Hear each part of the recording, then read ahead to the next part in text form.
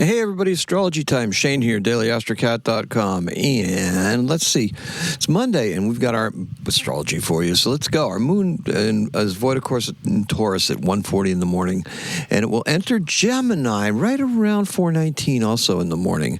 Now, for those of you who like getting up early, before noontime, this is going to be a great time to get some creative stuff done. Don't think about this too hard, though, okay? Call out Mars on his bluff.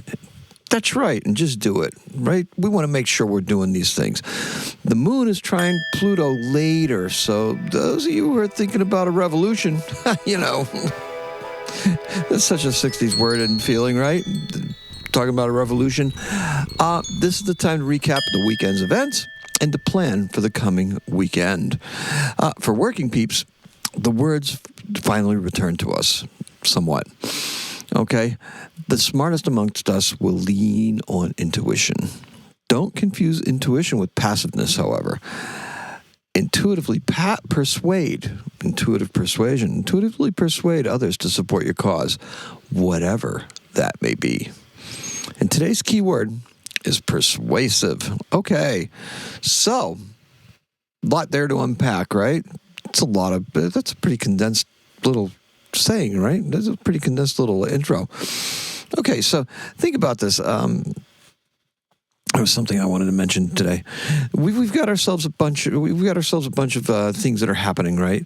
Honestly, there's some with the Airy season, we enter into a period of some pretty forward action, right? We're starting to move forward. We can feel it.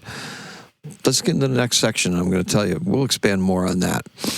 The Airy season is here, and so is a lack of caution. The forward momentum, seizing many, right? We're feeling it, right? We want to go, and it's seizing many, and this forward rush is leading to a rise in the number of accidents. I'm talking traffic accidents. I'm talking automobile accidents, ones that I'm seeing, okay? This isn't just hearsay. This is like driving. There was one in social media of an intersection I go through all the time that had a car upside down in it, and I'm just like, how the heck did that happen?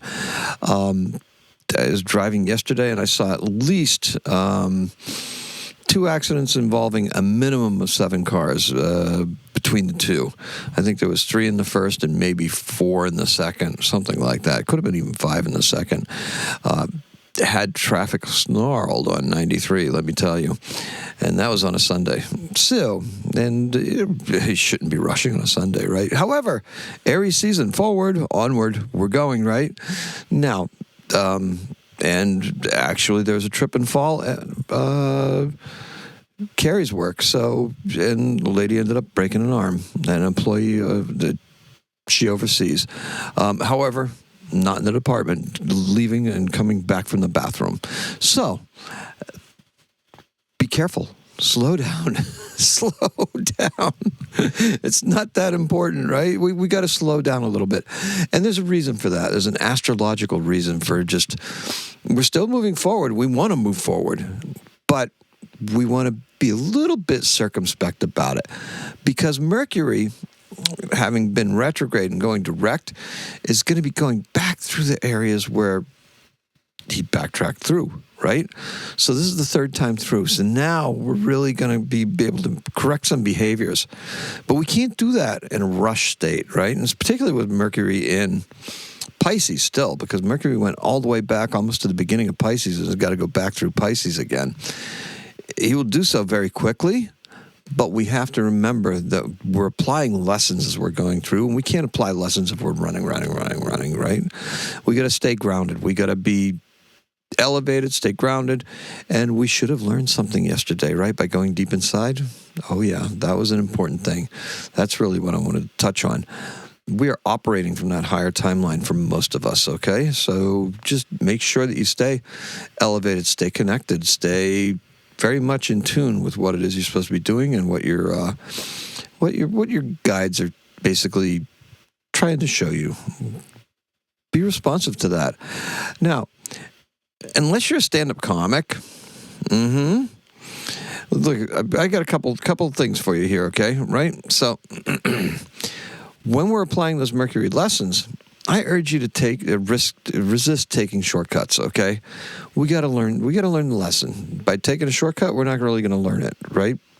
We want to make sure that we are applying those lessons from the retrograde, so that we don't go back and make mistakes, or perhaps when we're getting Mercury'd the next time, hopefully that Mercury'd stuff is done, over with. All right, so allow plenty of time to get to destinations. Practical, and be thorough and speak thoughtfully. Okay, speak thoughtfully, because we don't want to rush through our words either. We don't want to rush this Mercury process. These words, they're reconnecting, and they're going to find deeper meanings. We can actually use words to convey things like our feelings and our intuition, and we're going to learn how to do that a little bit better. Because Mercury direct in Pisces is going to allow us to communicate from that vantage point, even though we're going, Airy season, whoa, let's go. Okay, so anyway, look, now, unless you're a stand-up comic, this is where it's coming in, the witty repartee that the moon in Gemini loves needs to be reined in a little bit. Oh, boy. For this particular lunar passage of the sign of the twins. That's right. Clearly identify opportunities and that will maximize results with an economy of words. So we want to make sure we're not being too out there, because we're learning. We're doing that conversation thing. And listen first, and then turn on the persuasive charm. That's right. Our moon in Gemini delivers everyone a little bit of quickness today. Yep, it does. It gives you a little bit of that sparkle, that effervescence.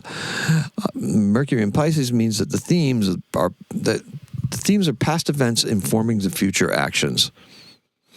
Okay, we're getting a little bit more into the past now. Past events informing future actions. The decisions, however, need to be committed to today. There you go. So if we're building for the future, we've got Mars and Jupiter. That was that home thing. That was that doing that home thing, committing to some home ideas, or also adding to our base security, our baseline security. That's what that was. Decisions, however, they need to be committed to today. That's right. Don't put it off. Just say, okay, if we're doing it, we're doing it. There is very much a present tense feeling to this moon. Yep, now, today. Mars is still trying Jupiter, and that is a call to action. When you're called upon, make sure your actions meet your intentions. Keep that vibration high. And here we go. I've got a departure for you. I love cooking. I love cooking almost as much as I love astrology, right? If you ever wondered what to do with Chinese five-spice blend, I got you right here, right? Take 2 cloves of garlic and some fresh ginger, and using a microplane, grate them all into a small pan. You want the volume of ginger to be about maybe a half a tablespoon, okay? Add a third cup of hoisin sauce and about a tablespoon of apple cider vinegar. Then you add some soy sauce, probably about a quarter cup, but you don't want it to be the full quarter cup. It'll be a little bit too much like that. So it's a scant quarter cup, probably missing maybe 2 tablespoons out of it or something like that. Add 2 teaspoons of 5-spice mix in there, and then stir that all together. Okay? Once you do that, look, I also throw in about a tablespoon of mirin, just for the fun of it. Okay, put it on heat. You get it to a boil. When it gets to a boil, you can add either a tablespoon of honey or brown sugar to that. Okay, bring it to another boil. Turn the heat down. When it looks sufficiently thick enough, turn it off and let it cool. Now, you can use this on chicken. You can use it on beef. You can use it on wings. This is basically what you get at an Asian restaurant, a Chinese restaurant around here in the United States as a barbecued chicken, okay? And it's actually a marinade. It's a char siu sauce, and you can buy it in the store, or you can make it. It's more fun to make it because the garlic is fresh, and the ginger, I actually take the germs out of the ginger. I either cut it in half or crush it, and then take that part that looks like it's starting to sprout in the middle, right out, because that's the bitter part. And then I just grate down the rest of it. All right. So, hey, look, I used it on chicken breast strips last night. Basically just cut them thin. They were already pretty much butterflied anyway. Soaked them in this stuff for probably a good hour and a half to 2 hours beforehand. Laid it out on a broiler pan. Coated it again, 7 minutes one side, flipped it, before I flipped it, recoated it, flipped it, recoated it again on the flipped side, another 7 minutes, done. And it was perfect. And that's a nice tip for you. So if you like a little bit of Asian flavor, but you don't want to pay for takeout, it's a good way to do it. That's what I did with some leftover chow mein that I made the other night, and that's all I have for you. So our event is our birth, actually. Oh, I got 2 births. You know what? I'm going to keep 2 births. There's no event today. Nothing happened. Okay? How did I do that? I don't know.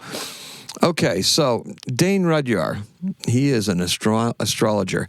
Born in 1895. His name's Daniel Chenevier. And he goes by Dane Rudyard. Everybody knows him as Dane Rudyard. He's a French-American composer. He composed music. He was also a philosopher. His astrology, a philosophy, and a transcendental painter. He's born in Paris, France, and he died in 1985. Now, Dane Rudyard, I actually lean on his stuff quite a bit, only because of his interpretations of some of the Sabian symbols. So my the Sabian symbology that I talk about, I usually get those interpretations from Dane Rudyard. However, I add a lot of my own stuff into it. He gives me some of the bones of it, and I just read into it. He's very much a Jungian type of astrologer, and he relies on the archetypes that Carl Jung put forth. And once again, remember, the archetypes are always changing. They're always morphing, so that's something interesting. And then keeping in the cooking line, our birth is in 1857, Fanny Farmer. She's an American culinary pioneer who revolutionized modern cooking through the introduction of precise measurements. If you don't have a Fanny Farmer cookbook, I can't help you, right? You should. All right. She did it through the Boston Cooking School cookbook, and we just call it Fanny Farmer. What does Fanny have to say? Every time I make pie crust or something basic or anything like that, basic baking and things like that even, Fanny Farmer. That's what I like to use. And she's born in Boston, Massachusetts, and she died in 1857 and 1915, and that's all I have for you. Thank you so much for joining me. A little long today because we included some cooking, right? I hope I didn't make you too hungry. But yeah, it was really, really good. So it's just a nice addition to something. Let's recap, shall we? The color is Icy Evergreens. I don't even think I said that the first time, did I? I just kind of launched right into it. Icy Evergreens. It's supposed to snow here. Can you believe that? Ugh. Anyway, Icy Evergreens, and our keyword is persuasive. So I wish I could persuade the snow to not come, but it's going to be less than an inch, so I guess I'll have to deal with it, right? Anyway, not like we have much of a choice. That's all I have for you. Thank you so much. Appreciate and love every single one of you. Do all the nice things, okay? Today is a 5. Happy astrocatting.